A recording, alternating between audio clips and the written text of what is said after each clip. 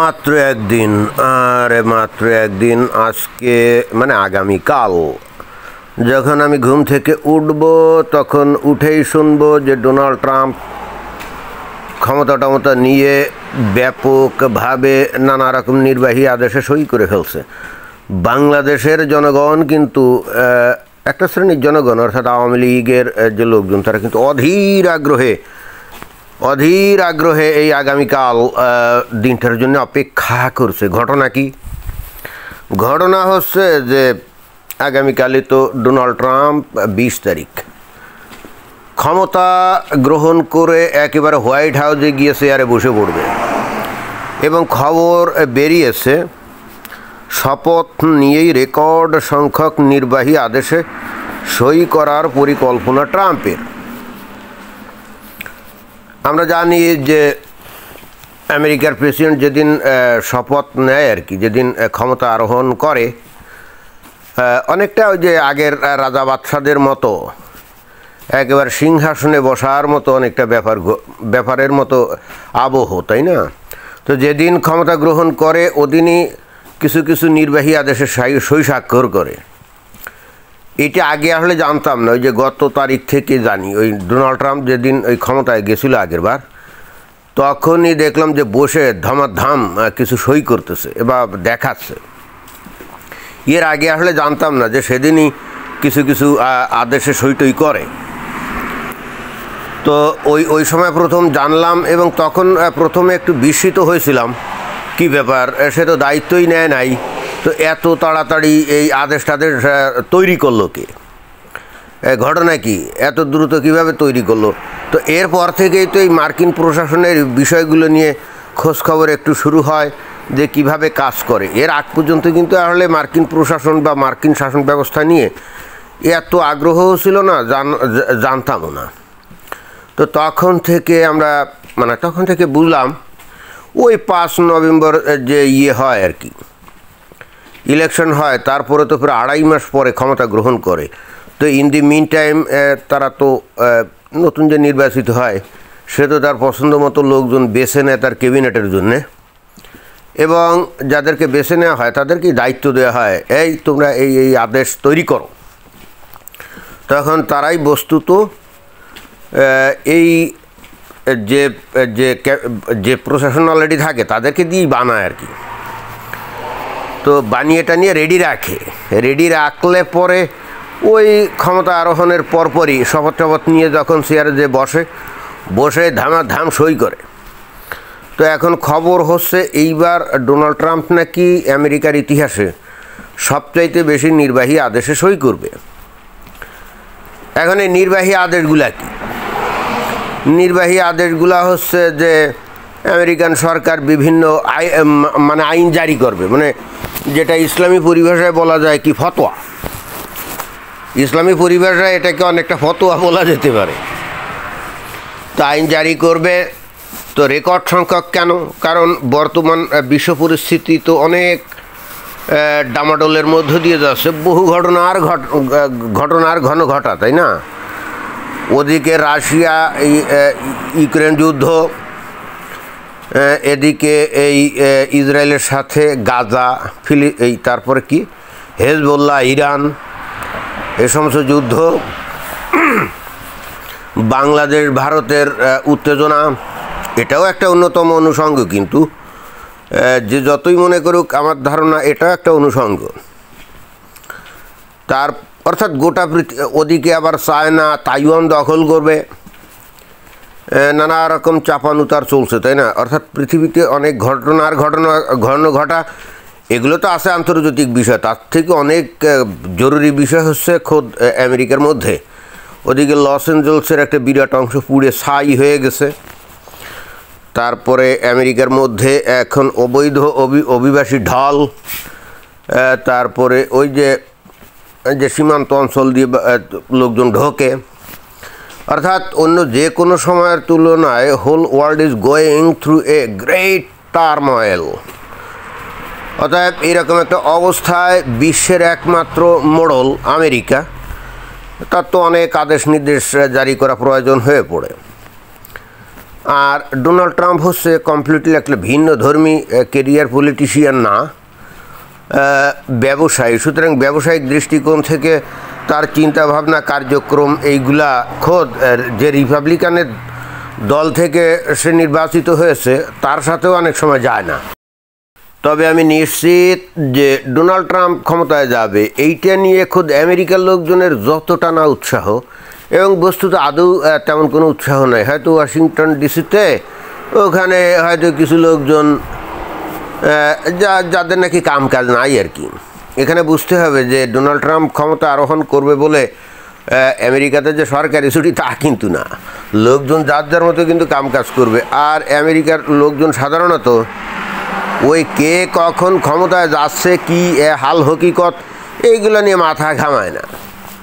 Washington ডিসিতে যেহেতু একটু সাজ রব, এবং আবার এটাও শুনছি যেহেতু এখন শীতকাল, আজকে কিন্তু প্রেডিকশন ছিল যে বরফ পড়বে, অর্থাৎ স্নোফল হবে। তো ঘুম থেকে ওঠার পরে তো স্নোফল টল কিছু দেখি না, দেখি সূর্যের আলো ঝলমলো। চিন্তা করলাম ঘটনা কি, এই দেশের আবহাওয়া বিভাগও কি উল্টোপাল্টা খবর দেয় নাকি। তবে এখনও বলা যায় না, পরে হয়তো স্নোফল হতে পারে। তো ওই ওয়াশিংটন ডিসির ওখানেও নাকি স্নোফলের বিষয়টি সে আছে। সেই জন্য শুনছি ওই অন্যান্য বারে যেমন বাইরে বিশাল আয়োজন করা হয়, এইবার নাকি ইনডোর অনুষ্ঠান হবে। তো যেটা বলছিলাম যে ডোনাল্ড ট্রাম্প ক্ষমতায় যাওয়া নিয়ে খোদ আমেরিকার লোকজনের কিন্তু অত উৎসাহ উদ্দীপনা নেই। ওয়াশিংটন ডিসির লোকজন হয়তো একটু আছে, এবং এটা কেন আছে তারও একটা অন্যতম কারণ হচ্ছে এই উপলক্ষে ওখানের লোকজনের কিছু কর্মসংস্থানও হয়, ব্যবসা বাণিজ্যও হয়। কারণ ওইখানে তখন হোটেলে লোকজন আসে, বিভিন্ন জায়গা থেকে এসে থাকে। মনে করেন যে $200 রুমের ভাড়া ওইটা 500, 600, 700 হয়ে যায় আর কি, এরকম। তো খোদ আমেরিকার লোকজনের খুব একটা উৎসাহ উদ্দীপনা তা কিন্তু না, আগ্রহও না। বাট এইবার আমার মনে হয় যে এই আমেরিকায় এই ডোনাল্ড ট্রাম্পের ক্ষমতায় যাওয়া নিয়ে পৃথিবীতে সবচাইতে বেশি উদ্বিগ্ন এবং একই সঙ্গে অধীর আগ্রহে অপেক্ষা করছে কোন দেশ? বাংলাদেশ। 7 সাগর 13 নদীর পাড়ে, 13 নদীর পাড়ের সেই অনেক দূরের দেশ বাংলাদেশ। ওই দেশের একটা বিশাল সংখ্যক লোকজন তারা কিন্তু অধীর আগ্রহে অপেক্ষা করছে ডোনাল্ড ট্রাম্পের ক্ষমতায় যাওয়ার পর। তাদের কাছে মনে হচ্ছে যে অনেকটা এরকম, ডোনাল্ড ট্রাম্পই তাদের মুক্তিদাতা, তাদের কাছে এখন ইমাম মাহাদি টাইপের অনেকটা, তাই না? এবং অন্য একদল তাই মনে করছে, আর অন্য দল মনে করছে তাদের জন্য সাক্ষাৎ আজরাইল। এরকম একটা কল্পনার মধ্যে আছে। এখন বাস্তবে কতদূর কী হবে কে জানে। ডোনাল্ড ট্রাম্পকে কতদূর কি ম্যানেজ করতে পারছে ভারতীয় লবি, কি কালকেই একটা কি নির্বাহী আদেশে কি বাংলাদেশ সম্পর্কে সইটি করে বলবে নাকি? হয়তো একটা স্যাংশন দিতে পারে না, হয়তো কোনো ব্যক্তি বিশেষ গুরুত্বপূর্ণ ভিআইপি তাদের বিরুদ্ধে হয়তো স্যাংশন দিয়ে দিল যে আমেরিকার ভিসা টিসা দেওয়া হবে না। এটা হবে একটা প্রতীকী স্যাংশন, অথবা কোনো পণ্যের উপরেও দিয়ে বসতে পারে, ঠিক নাই। এখন জানি না আসলে ভারত কতদূর তাদেরকে ম্যানেজ করছে। আমাদেরকে আরও ওয়েট করতে হবে যে ঘটনাটা কতদূর কী হচ্ছে। তবে এটা খুবই ইন্টারেস্টিং ব্যাপার যে আমেরিকায় মানে যার বিয়ে তার খোঁজ নেই, পাড়াপড়শির ঘুম নেই। আসলে পাড়াপড়শি না, দূরবর্তী লোকদের ঘুম নাই, অর্থাৎ আমেরিকার লোকজনদের খবর নাই তাদের দেশের প্রেসিডেন্ট কখন হবে বা হলে কি। বাংলাদেশের একটা বিশাল জনগোষ্ঠীর মানুষের কিন্তু ঘুম নাই, তারা কিন্তু অধীর আগ্রহে বসে আছে ডোনাল্ড ট্রাম্প যাতে ক্ষমতায় যায়, গিয়ে একটা কিছু করে, তাই না? এখন যদি এমন হয় যে ডোনাল্ড ট্রাম্প ক্ষমতায় বসলো কিন্তু কিছুই হলো না, মনে করেন যে প্রথম দিনও হলো না, এর পরে দিন যায় তারপরেও কোনো কিছু হলো না, তাহলে তো অবস্থা কাহিল নাকি।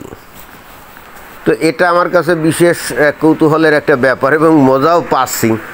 তবে আমার ধারণা ডোনাল্ড ট্রাম্প ক্ষমতায় গেলে এটা 100%ই কিছু একটা হবে, এবং হয়তো ডোনাল্ড ট্রাম্প নিজেই একটা বক্তব্য যখন দিবে তখন কিন্তু সে যদি শেখ হাসিনাকে আবার পুনরায় প্রত্যাবর্তনের যদি ব্যাপারে যদি ভারতীয় লবি তাকে স্ট্রংলি কনভিন্স করতে না পারে, অ্যাটলিস্ট আমরা যদি খেয়াল করি এখন আমেরিকার যে কর্তা ব্যক্তি আর ভারতের কর্তা ব্যক্তিরা অনেকটা একই সুরে কথা বলছে। সেটা কি?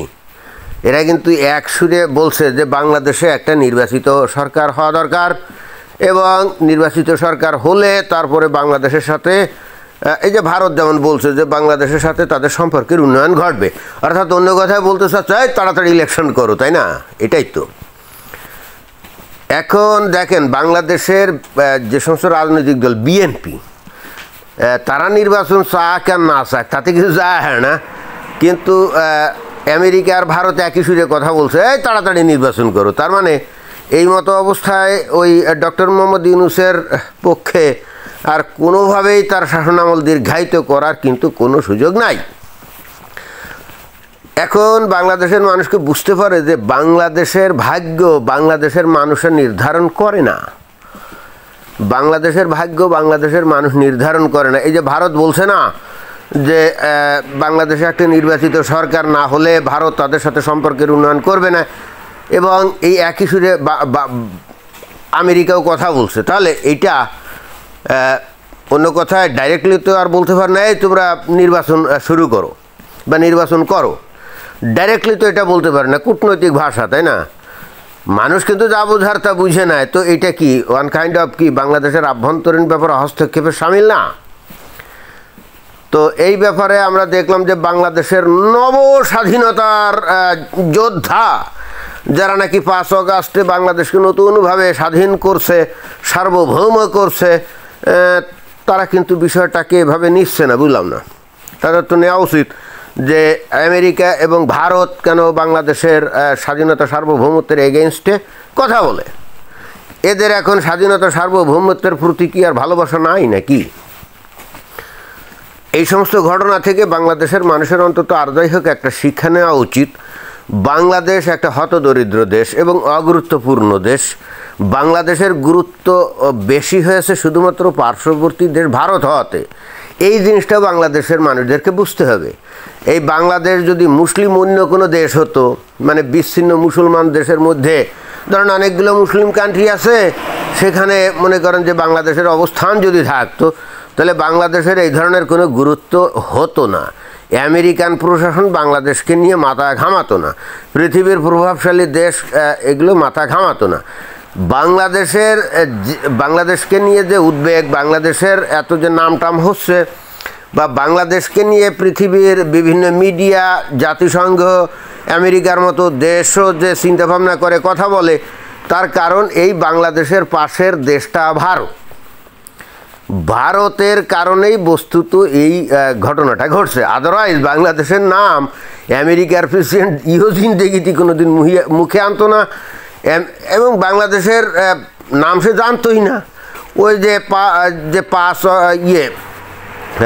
5 নভেম্বর নাকি 4 নভেম্বর কবে ইলেকশন হলো, ওই তার আগে, হ্যাঁ 5 নভেম্বর ইলেকশন হয়েছে। তো ওই 2 তারিখে যে বাংলাদেশ নিয়ে বিশাল একখান টুইট মারলো এক্স হ্যান্ডেলে, ওই যে ডোনাল্ড ট্রাম্প, তাই না? ভারতের পাশের দেশ বলেই কিন্তু মারছিল, এবং এই জন্যে ডোনাল্ড ট্রাম্পের মনের মধ্যে এবং ডোনাল্ড ট্রাম্পের যে প্রশাসন তাদের মধ্যে বাংলাদেশের নাম গেঁথে গেছে। এই বাংলাদেশের পাশে যদি ভারত না থাকতো তাহলে এই বাংলাদেশের নাম আমেরিকার প্রশাসনের কানে কারো কাছেই যেত না। এই বাংলাদেশ নিয়ে কারো কোনো মাথা ব্যথাও ছিল না। এ থেকেও কি বাংলাদেশের আর মানুষের বুঝতে অসুবিধা আছে যে বাংলাদেশের গুরুত্ব যে কী কারণে বর্তমান পৃথিবীতে কিছুটা হলেও বাড়ছে?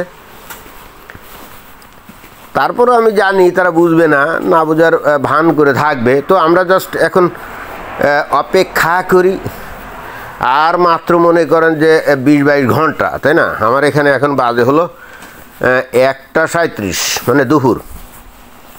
তো কালকে ঘুম থেকে উঠেই দেখব যে ডোনাল্ড ট্রাম্প ক্ষমতা উঠে নির্বাহী আদেশ যা যা কিছু স্বাক্ষর করা হয়েই গেছে, কারণ আমি সকালে ঘুম থেকে উঠতে পারবো না।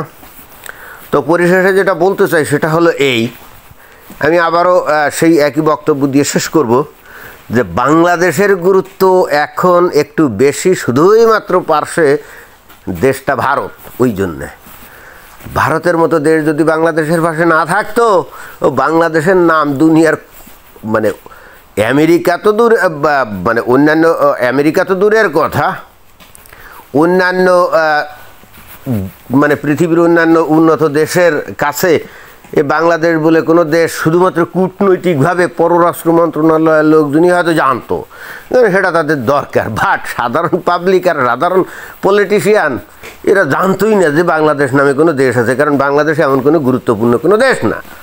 আশা করি আপনারা বুঝতে পারছেন। যদিও ওই দেশেই আমার জন্ম, ওই দেশেই আমার বেড়ে ওঠা, ওই দেশটাকে আমি ভালোবাসি, কিন্তু মাঝে মাঝে রুক্ষ সূক্ষ্ম কথা বলতে হয়। এই কারণে বলতে হয় কারণ খোদ বাংলাদেশের লোকজন তারা তো তাদের দেশকে ভালোবাসে না, তারা তো তাদের দেশকে অবজ্ঞা করে, তুচ্ছ তাচ্ছিল্য করে ভালোবাসে কাকে? আরবের মরুভূমিকে, আরবের মরুভূমিকে। বিষয়টা কিন্তু তাই। বাংলাদেশের মানুষ এখন বাংলাদেশকে ভালোবাসে না, সুজলা সুফলা শস্য শ্যামলা বাংলাদেশকে ভালোবাসে না। সুজলা সুফলা শস্য শ্যামলা পরিবেশ দেখে বাংলাদেশের মানুষের মনে এখন আর কবিত্ব ভাব জাগে না, রোমান্টিকতা জাগে না। এই জন্যে সেখানে গান বাজনা কবিতা চর্চা করে না। হুজুররা বলে গান বাজনা হারাম। এই কথাগুলো একমাত্র বলা যায় কোথায়? রুক্ষ সূক্ষ্ম কঠিন মরুভূমির মধ্যে বসে। কারণ সেখানে বসে থাকলে যে কষ্ট হয় ভাই, পানির পিপাসা হয়, আশেপাশে তেমন কোনো সৌন্দর্যের কিছু নাই, আর থাকলেও সেটা ভয়ঙ্কর সৌন্দর্য, তাই না? কাঠ ফাটা রৌদ্র যখন মরুভূমির উপর পড়ে, তো তখন হয়তো আপনি মুভিতে বা ভিডিওতে যদি আপনি দেখেন আপনার কাছে সৌন্দর্যমণ্ডিত মনে হতে পারে, কিন্তু ওই মরুভূমির মধ্যে যদি আপনাকে নিয়ে বসিয়ে দেওয়া যায়, তখন কি আপনার চোখে ওই সৌন্দর্য ধরা পড়ে? তখন ওই যারা নাকি ভিডিওতে, মোবাইল ফোনে অথবা টেলিভিশনের পর্দায় দেখে, তারা তখন আদিক্ষেতা করে বলতে পারে ভয়ঙ্কর সৌন্দর্য, তাই না? দুঃখের বিষয় হচ্ছে বাংলাদেশের মানুষ সুজলা সুফলা শস্য শ্যামলা দেশকে প্রত্যাখ্যান করে তারা সে ভয়ঙ্কর সৌন্দর্যকে আলিঙ্গন করতে চায়। বাংলাদেশে তারা এখন মরুভূমি মরুদ্যান তৈরি করে খেজুর গাছ লাগিয়ে উট দুম্বা চড়িয়ে খেজুর খেয়ে জীবন কাটাতে চায়। এটাই বাংলাদেশের মানুষের কামনা, যে কারণে তারা বাংলাদেশকে ভালোবাসে না। বাট আমি তো সেই সুজলা সুফলা শস্য শ্যামলা বাংলাদেশটাকেই ভালোবাসি। যখন দেখি যে বাংলাদেশের মানুষগুলা এখন ওই দেশটাকে ওই আরবের মতো মরুভূমি বানাতে চায়, তখন হৃদয়টা হু হু করে ওঠে, এবং তখন গোটা জনগোষ্ঠীকে আমার উন্মাদ ছাড়া আর কিছুই মনে হয় না যে এটা কিভাবে সম্ভব। একটা গোটা জাতি এইভাবে গণ উন্মাদ কীভাবে হতে পারে? তো এটাই ছিল বক্তব্য। ধন্যবাদ।